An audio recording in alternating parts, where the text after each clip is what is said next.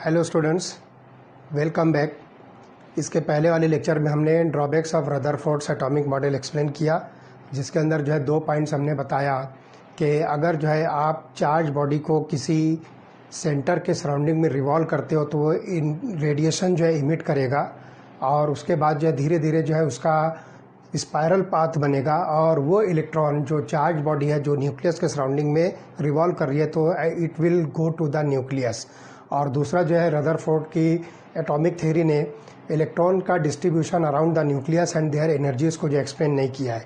Bohr's atomic theory ने जो है कुछ पोस्टुलेट जो है डिस्क्राइब किया और उसके अंदर उसने जो है बताया कि जो इलेक्ट्रोमैग्नेटिक रेडिएशंस होते हैं उसका जो है ड्यूअल नेचर होता है। तो सबसे पहले हम यहाँ पर जो है स्टडी करेंगे wave particle duality of electromagnetic radiation. तो light has a dual behaviour. When light interacts with matter, it behaves as a stream of particles called as photons. Particles की जो stream होगी, it is the stream of particles, and this stream of particle is called as photons. तो photons के form में जो है ये electromagnetic radiation जो है निकलेंगे। When light propagates, it behaves as an electromagnetic waves. और वो जो है सिंपल स्कीमेटिक डायग्राम जो है आपको यहाँ पर नज़र आ रहा है।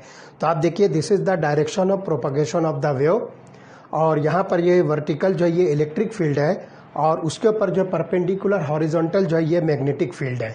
तो हम यहाँ पर जो है सिर्फ एक टाइप की जो वेव शो कर रहे हैं जो इलेक्ट्रिक फील्ड के अंदर जो है आपको दिख रही है।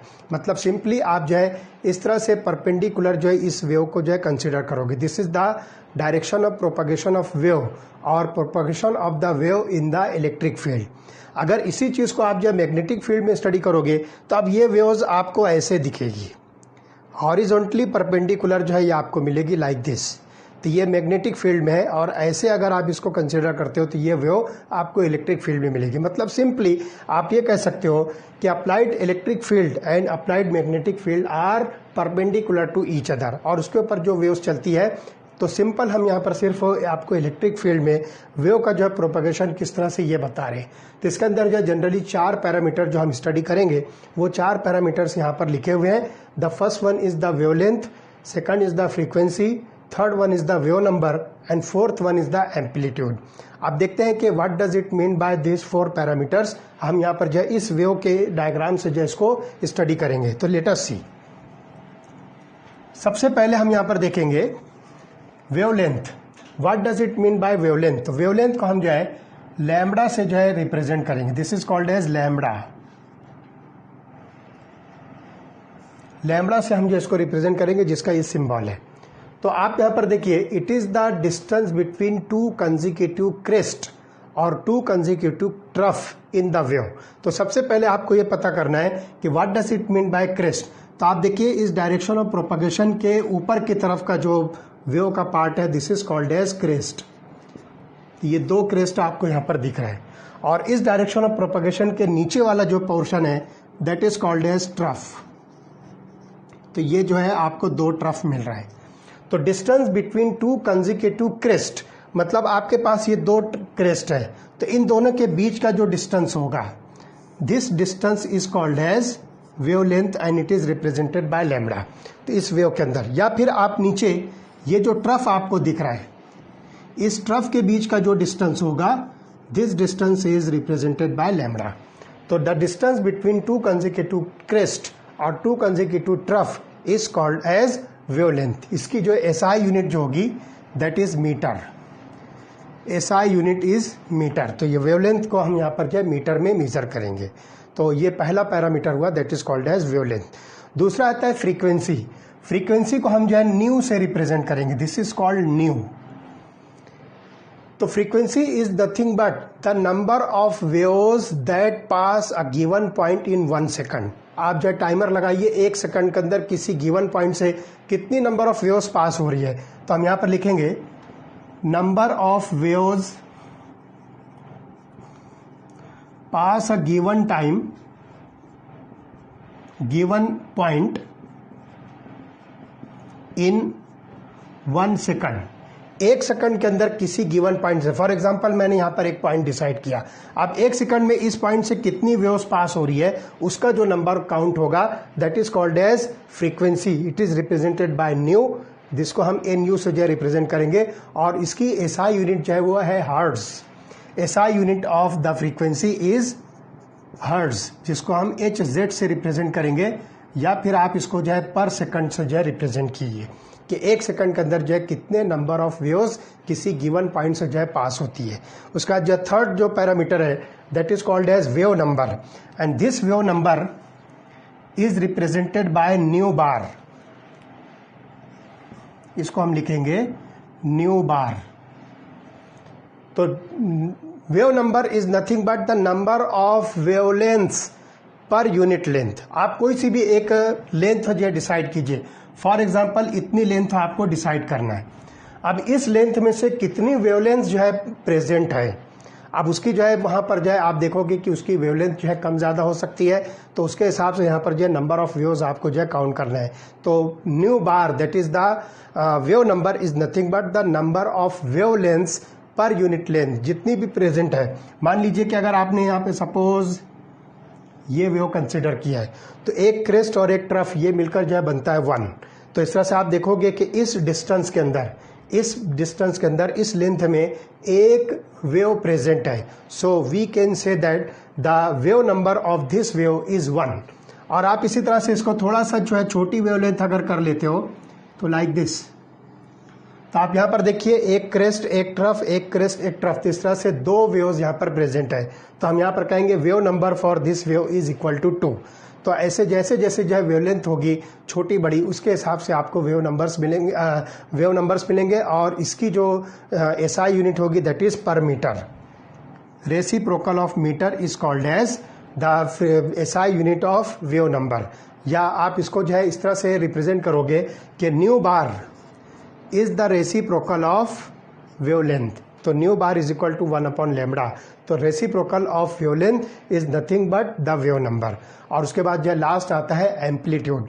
तो height of the crest is called as amplitude. तो आप ये देख रहे हो this is the line of propagation, और यहाँ पर ये क्रेस्ट की हाइट है। तो ये जो डिस्टेंस आपको दिखता है this height is called as amplitude and it is represented as capital A। तो इसको हम जो है कैपिटल A से जो है रिप्रेजेंट करेंगे। This is called as height of the crest. It is nothing but height of crest. तो आप चाहे यहां पर एम्पलीट्यूड हाइट ऑफ क्रेस्ट लो या फिर डेप्थ ऑफ द ट्रफ ले सकते हो, दोनों एक ही बात है, क्योंकि जितनी हाइट जो है यहाँ पर क्रेस्ट की होगी उतनी ही डेप्थ जो है आपको ट्रफ की मिलेगी। इसलिए हम यहाँ पर सिर्फ इतना कहेंगे कि amplitude of the wave is nothing but height of the crest. अब यहाँ पर जो है स्क्वायर ऑफ A, मतलब अगर हम यहाँ पर A स्क्वायर मेजर करते हैं A स्क्वायर, तो this is nothing but the intensity of radiation. जो इलेक्ट्रोमैग्नेटिक रेडिएशन जो इमिट हो रही है उसकी इंटेंसिटी क्या है, तो हम उसको जो है A स्क्वायर से जो है रिप्रेजेंट करेंगे। तो square of amplitude is nothing but intensity of radiation. अब आप यहाँ पर देखिए कि जो डिफरेंट रेडिएशंस होते हैं, जो इलेक्ट्रोमैग्नेटिक रेडिएशन जिसको हम सिंपली कह रहे हैं, तो these radiations are different in the different regions. तो different regions of electromagnetic radiations have different values of frequency और वेवलेंथ। तो आप अलग अलग इलेक्ट्रोमैग्नेटिक रेडिएशंस को जब देखोगे तो अलग अलग रीजन में उसकी जो है वैल्यू अलग होगी। तो सबसे पहले देखिए मैं यहाँ पर जो है 4 रीजन्स लिखता हूँ। सबसे पहला रीजन होगा रेडियो फ्रीक्वेंसी रीजन। दूसरा जो रीजन होगा that is the microwave region, microwave region. Third जो रीजन होगा that is called as infrared region, जिसको हम शॉर्ट में IR कहेंगे। और चौथा जो रीजन होगा दैट इज अल्ट्रावायलेट, जिसको शॉर्ट में हम UV लिखेंगे। तो इसके अंदर आप देखिए कि इसकी जो है अलग अलग जो है फ्रीक्वेंसीज होगी। तो रेडियो फ्रीक्वेंसी रीजन के अंदर जो इलेक्ट्रोमैग्नेटिक रेडिएशंस की जो वैल्यू होगी that is of the order of 10⁶ hertz. ये रेडियो फ्रीक्वेंसी की जो है आपको इंटेंसिटी मिलेगी, जिसको आप उसकी फ्रीक्वेंसी जो है कह सकते हो। माइक्रोवेव के अंदर 10⁻10 हर्ट्ज मिलेगी आपको। उसके बाद इंफ्रारेड के अंदर आपको मिलेगी 10⁻13 हर्ट्ज, और अल्ट्रावायलेट रीजन के अंदर आपको मिलेगी 10⁻16 हर्ट्ज। तो अलग अलग रीजन के अंदर जो है इसकी वैल्यूज जो आपको डिफरेंट मिलेगी। In vacuum speed of all types of electromagnetic radiation is same.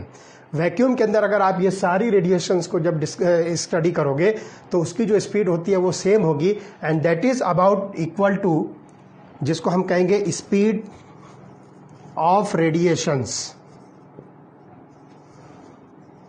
It is about 3.0 into 10⁸ metre per second. Actually ये वैल्यू है 2.99 समथिंग, तो उसको जो है राउंड ऑफ करके उसको जो हमने प्रिसाइज किया that is equal to 3.0 into 10⁸ metre per second, and this is called as speed of light. It is also called as speed of light, और इसका सिंबल जो है हम स्मॉल सी से जो है रिप्रेजेंट करते हैं। तो speed of light, frequency of the electromagnetic radiation and the wavelength, ये तीन चीजें जो है एक दूसरे से रिलेटेड होती है, that is equal to nu into lambda. तो दिस इज द फार्मूला। तो speed of light is nothing but the product of the frequency and the wavelength of the electromagnetic radiation. तो इस तरह से ये तीन पैरामीटर जो है एक दूसरे से इस इक्वेशन से जो है रिलेटेड है, that is equal to c is equal to nu into lambda. इसके बाद वाले लेक्चर में हम हाइड्रोजन का इमिशन स्पेक्ट्रम जो है स्टडी करने वाले हैं, उसके डायग्राम्स के जरिए से मैं आपको जो है एक्सप्लेन करके बताऊंगा।